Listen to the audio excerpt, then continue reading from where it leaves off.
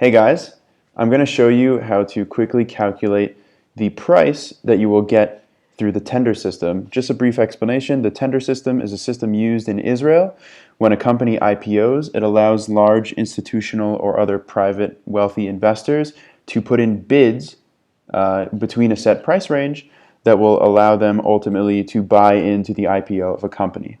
The reason that this happens is because large investors are more likely to hold on to a stock long term, which is why they're better for IPOs as opposed to individual investors who may be more susceptible to volatility. So with that in mind, let's take a look at this chart. I've made my own chart as well that we'll fill in as we go through the process. But basically what this question is saying is we have 10 million shares available from this company that's currently undergoing an IPO, and we have this range of prices and this range of demand. Now, what do these things mean, first of all? Let's ignore this section for now. Let's just look at this. And to do that, we'll go over here. So there's a set range that you can place bids, and no one knows how much anyone else wants to buy, so they're all just worrying about themselves. And let's figure out what these numbers mean. So order volume is how many shares a person or an institution wants to buy, and the price is the price that they're willing to pay. So we have an institution that wants to buy 6 million shares at 18 shekel a share. We have one that wants to buy 2 million shares at 22 shekel a share, 2 million shares at 24 shekel a share, etc. I skipped a few for the sake of time, but that's basically what this is, right? So these people, even though they want to buy less shares, are obviously willing to pay more money per share. Now, there's two main things to consider. First of all, we have to look at whether there's too much demand, okay? So there's more people, more shares that want to be bought than there are available shares, or if there's not enough demand.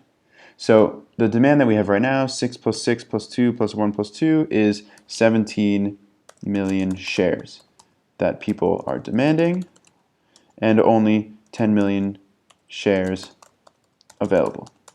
So what that means is that not everyone here is going to be able to get a share. So how do we determine what the price is that everyone will be paying and who gets shares?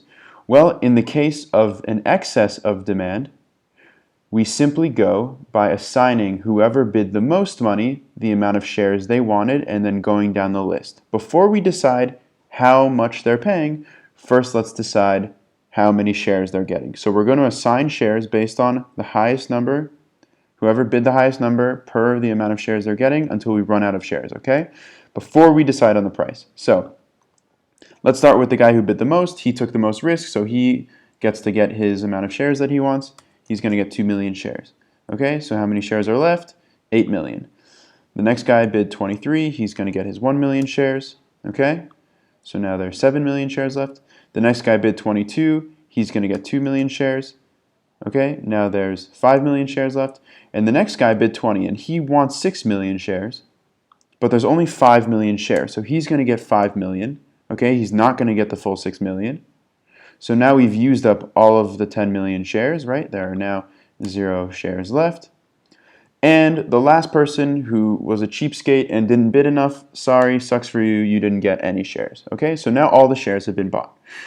But how do we determine what price they're bought at? Well, for that, you have to look at the lowest price of the person that still received shares.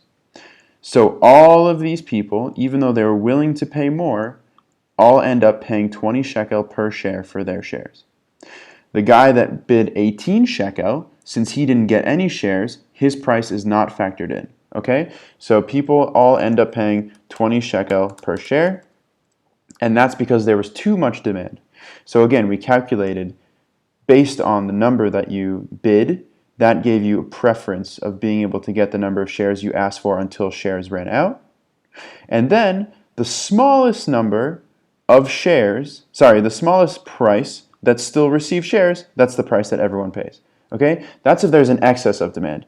Now, what if there was a lack of demand? Okay?